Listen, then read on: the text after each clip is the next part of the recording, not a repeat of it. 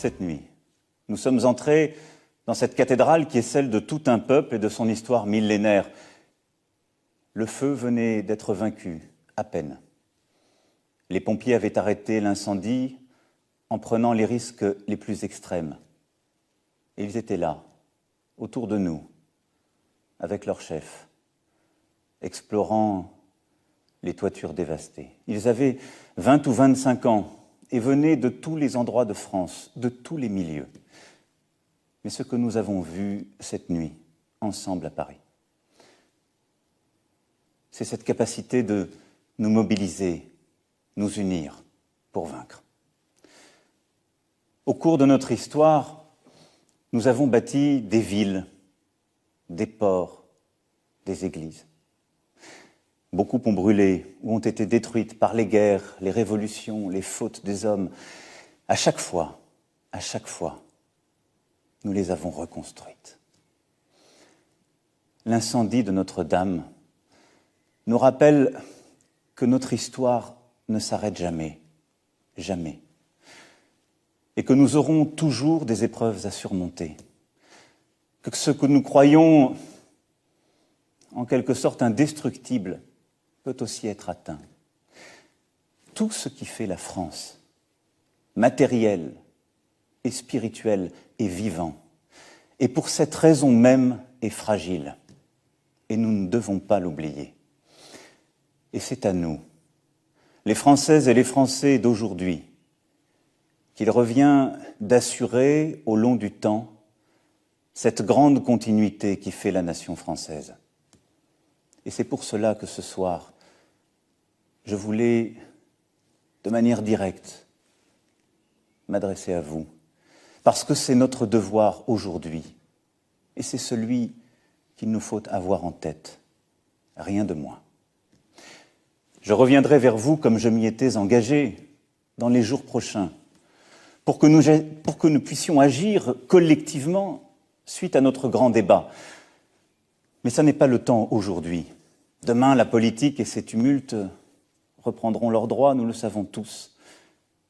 Mais le moment n'est pas encore venu.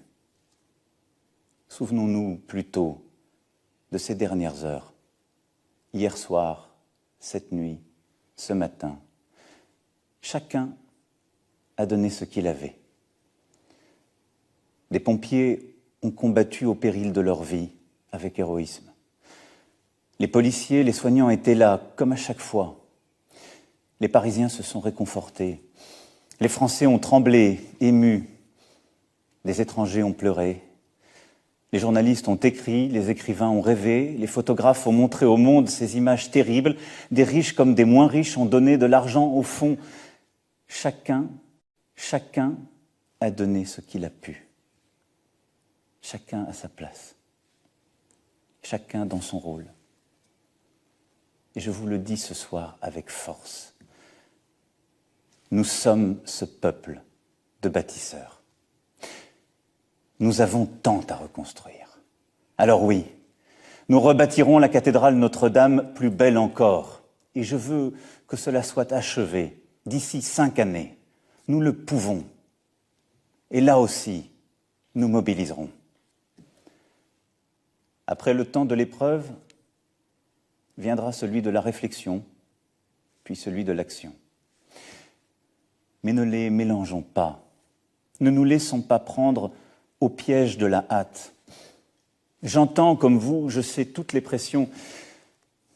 Je sais en quelque sorte l'espèce de fausse impatience qui voudrait qu'il faut réagir à chaque instant, pouvoir dire les annonces qui étaient prévues à telle date, comme si être à la tête d'un pays n'était qu'administrer des choses et pas être conscient de notre histoire, du temps, des femmes et des hommes. Je crois très profondément qu'il nous revient de changer cette catastrophe en occasion de devenir tous ensemble, en ayant profondément réfléchi à ce que nous avons été et à ce que nous avons à être, devenir meilleurs que nous ne le sommes. Il nous revient de retrouver le fil de notre projet national, celui qui nous a fait, qui nous unit, un projet humain, passionnément français. Françaises, Français, et vous tous, étrangers qui aimez la France et qui aimez Paris, je veux vous dire ce soir que je partage votre douleur, mais je partage aussi votre espérance. Nous avons maintenant à faire. Nous agirons et nous réussirons. Vive la République et vive la France.